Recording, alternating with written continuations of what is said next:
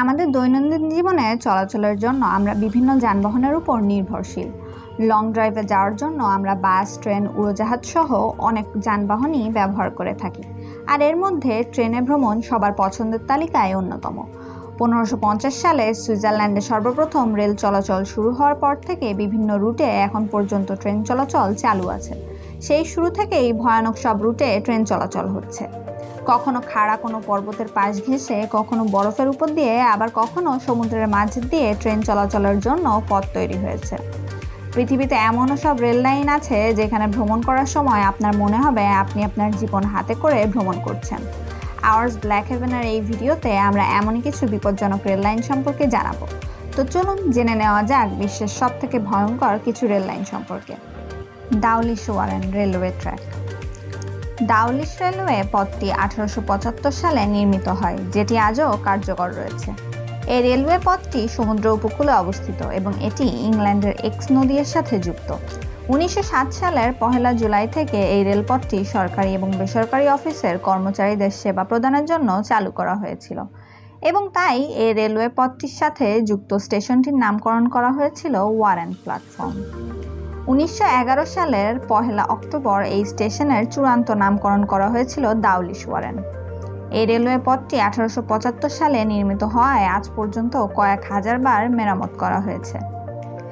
Rail লাইনটি সাগরের কাছে অবস্থানের ফলে দিনের সার্বক্ষণিক সময় নানান ঢেউয়ের সংস্পর্শে এসে থাকে, ফলে ট্রেন ও অবস্থানরত যাত্রীদের অনেক সমস্যার সম্মুখীন হতে হয়। এমনকি ট্রেনটি লাইনচ্যুত হবারও সম্ভাবনা রয়েছে। ওপারটাল সাসপেনশন রেলওয়ে, জার্মানি। এটি বিশ্বের প্রাচীনতম বৈদ্যুতিক উন্নত রেলপথ এবং এটি জার্মানির একটি অনন্য সিস্টেম। 1903 সালে এটি স্থাপন করা হয়েছিল বার্মেন এবং এলবারফেল্ডে। বৈদ্যুতিক রেলপথ হবার ফলে এখানে ট্রেনগুলো ঝুলন্ত অবস্থায় চলাচল করে। ট্রেনটিতে প্রতিদিন 82,000-এর মতো মানুষ চলাচল করে থাকে। রেলপথটির বর্তমান দৈর্ঘ্য 13.3 কিলোমিটার, যার পুরোটাই ওপারটাল নদীর উপরে অবস্থিত।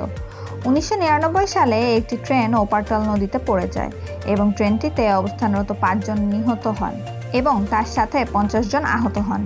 তথাকথিতভাবে সাল 2008-এ চলাচলের সময় একটি ক্রেন ট্রাকের সাথে একটি ট্রেনের সংঘর্ষ হয়, যার ফলে সেখানে ক্রেন ট্রাকের চালক ও কয়েকজন যাত্রী গুরুতর আহত হন।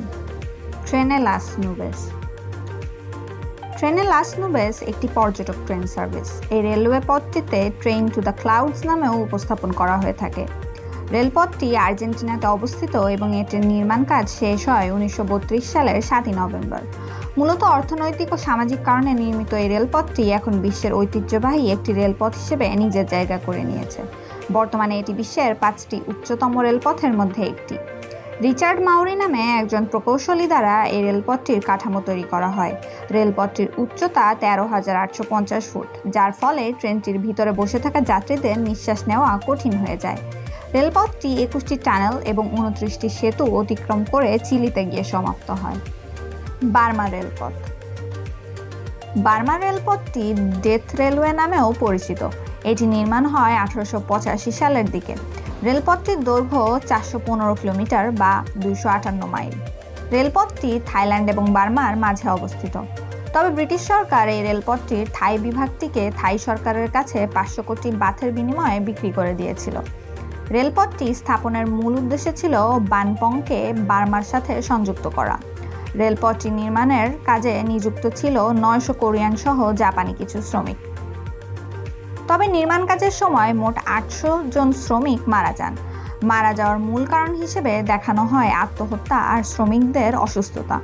তবে অনেক সূত্রে জানা যায় যে বন্দী কোরিয়ান পুরুষদের উপর পৈশাচিক নির্যাতন এবং অমানবিক কাজের চাপ দিয়ে জাপানি সৈন্যরা তাদেরকে আত্মহত্যায় বাধ্য করে। মেকলং রেলওয়ে, থাইল্যান্ড। রেলপথটি স্থাপিত হয় 1902 সালে। এই রেলপথটি প্রায় 33 কিলোমিটার দীর্ঘ, যার মধ্যে রয়েছে 8টি স্টেশন। রেলপথটি মেকলং রেলওয়ে মার্কেট হয়ে যাওয়ার জন্য বিখ্যাত হয়ে উঠেছে। মার্কেটটি থাইল্যান্ডের মানুষের কাছে ছাতা পুল ডাউন মার্কেট নামেও পরিচিত।